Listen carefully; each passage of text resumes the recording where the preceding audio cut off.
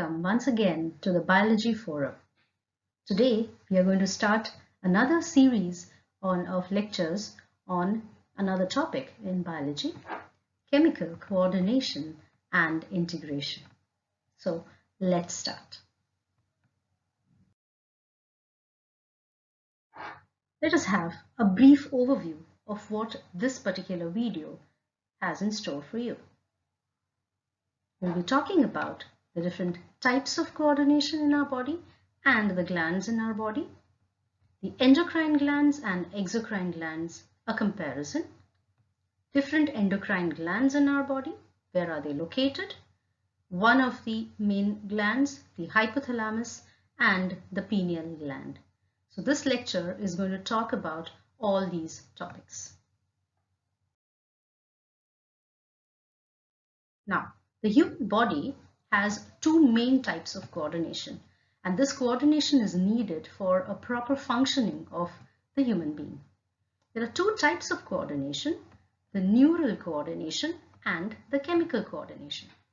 The neural coordination, name itself is suggestive, is based on the neurons, that is, it is through our nervous system, through the various nerve impulses. And the chemical coordination is through special chemical messengers called as the hormones. Now, why is just a neural coordination not enough? The neural coordination, that is through the nerve impulses of our nervous system, it's fast, but it is short-lived. It remains for a very short time and does not remain for a long time. Secondly, the nerve fibers do not innervate all the cells of the body, and we need that each and every cell should show a coordination among itself for proper functioning of the human being. Therefore, an alternate system is needed to coordinate and regulate the functions of the cells. This is through chemical coordination, and it is so called because it is through chemical messengers, also called as hormones.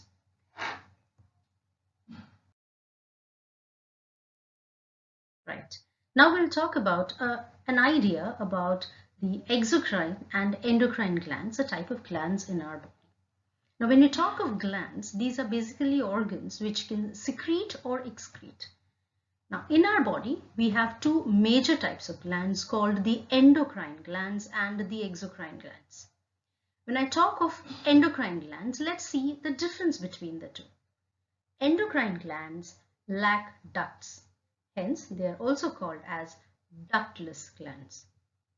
Whereas exocrine glands have ducts to carry their secretions. That means the exocrine glands pour their secretions into ducts or channels through which it flows and reaches the target organ. For example, our salivary glands. Our salivary glands produce or secrete saliva which flows through the salivary ducts and reaches our mouth for the process of chewing, mastication, and for digestion process to begin. Whereas the endocrine glands, since they do not have ducts or channels through which their secretions travel, they pour their secretions directly into the blood, and it is through the blood that their secretions flow.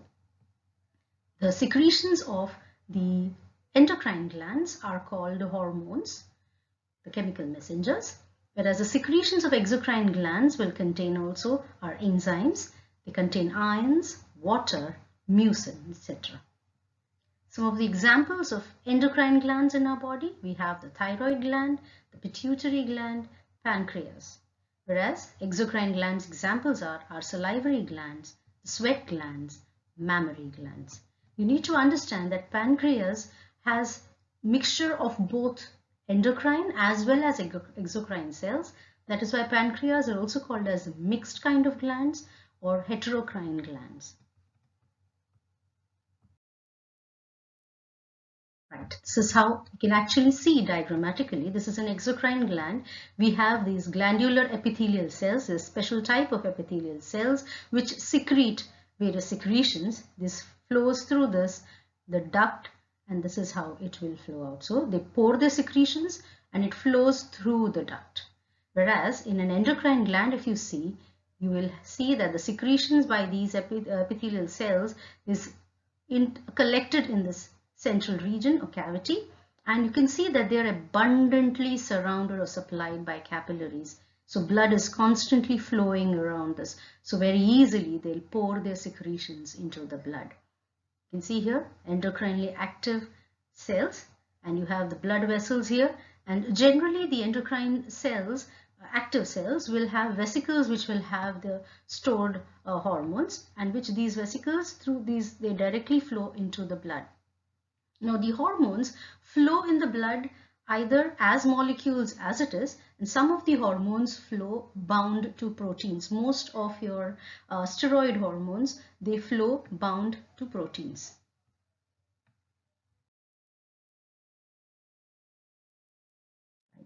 The stalks of exocrine and endocrine glands more in detail. The exocrine glands maintain contact with the body surface by a duct, which is a channel. It is an epithelial tube that directs the secretions to the surface. Examples: tear glands, sweat glands, mammary glands. Whereas your endocrine glands do not have contact with the body surface or cavities, which leads to the outside. So that means that they have no ducts.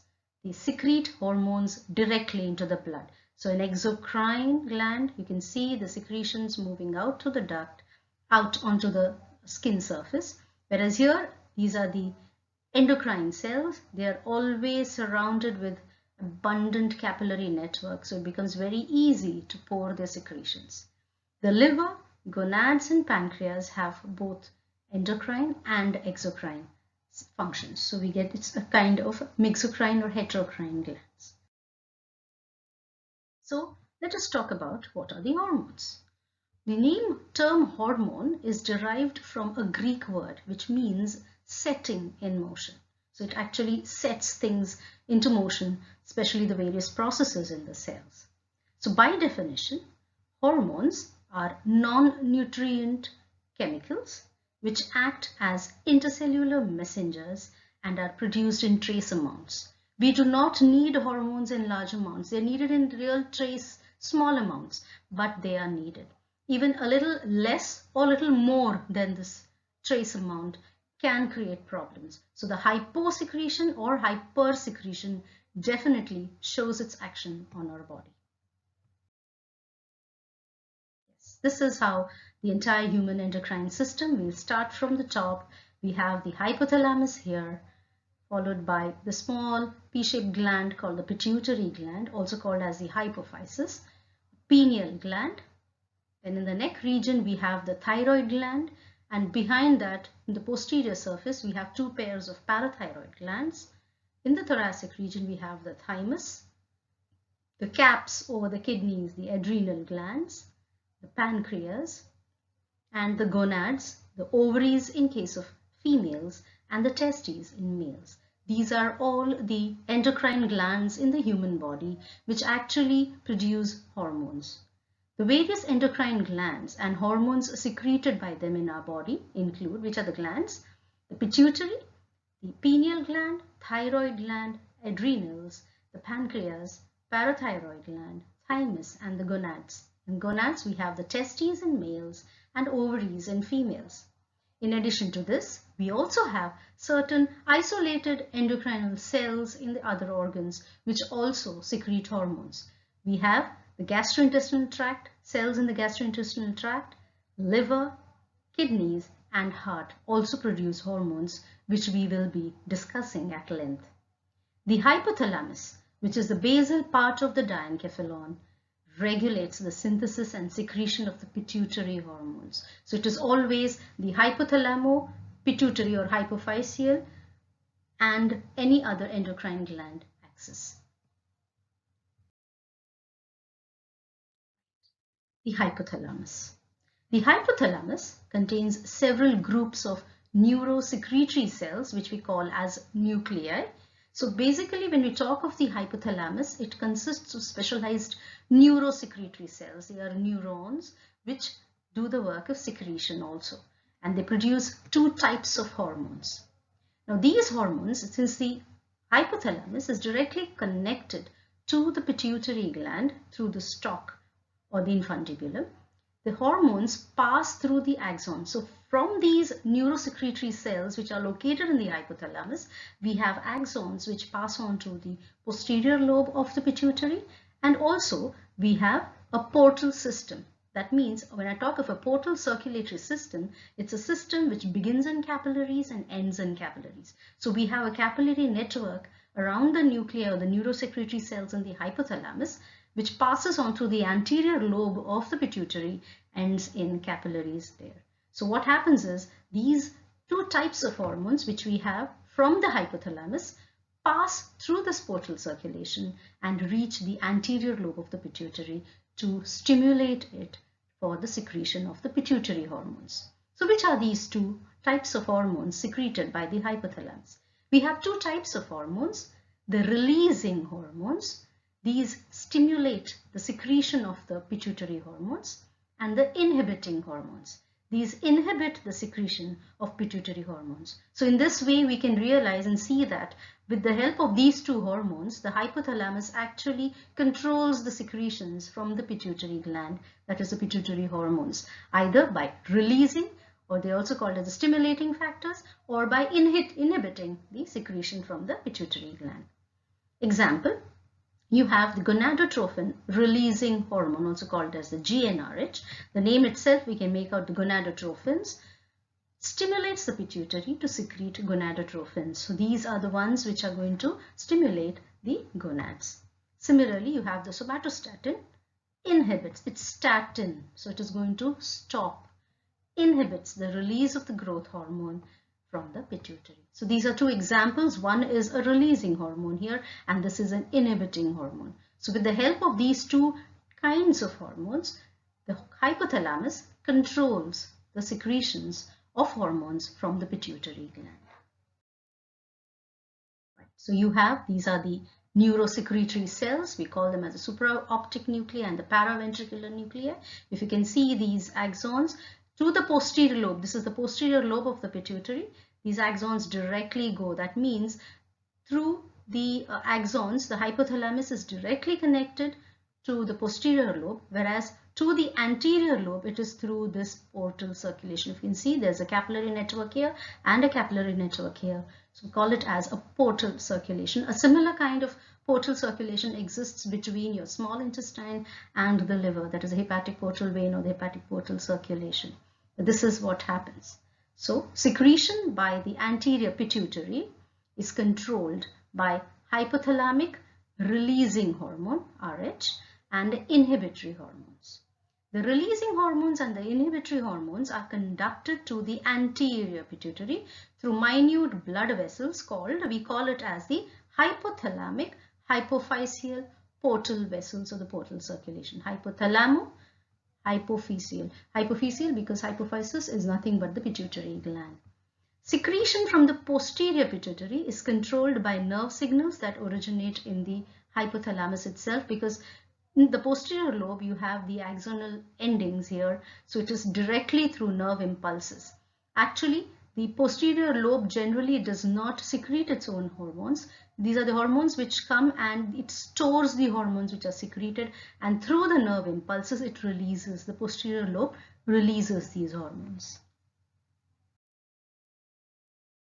Right. Let's talk about the pineal gland. If you can see, it is the smallest endocrine gland in our body, and it is located on the dorsal side of our forebrain.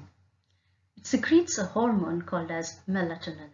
Very, very important for you to remember, because its function is it regulates the diurnal rhythm of our body. That means the day-night rhythm of the body, when to sleep, when to wake up. We have a typical kind of a body clock, and it is regulated by this melatonin. It maintains our sleep-wake cycle, that the timing of sleeping and waking up is generally fixed, and we get used to that, and even the body temperature. So this is generally during jet lags, people who suffer from jet lags because of the change in the time zones. It is basically this melatonin secretion which goes haywire and you get jet lagged. You're not able to sleep at that time, or you get so tired and the entire rhythm is lost for at least a minimum of 24 hours. This is when the melatonin secretion goes haywire. It also influences metabolism, pigmentation, menstrual cycle in women, and also our defense capabilities. Right. So this short video was on an introduction to the endocrine system, that is basically the chemical coordination in our body which works along with the neural coordination, and we can see the neural and the chemical coordination together are needed for the effective functioning, because the chemical coordination, though slow, remains for a longer time, and we need these chemical messengers, the hormones, in trace amounts. So we will be studying in the following lecture series more details about each of these glands in our body and the hormones secreted by them. Thank you.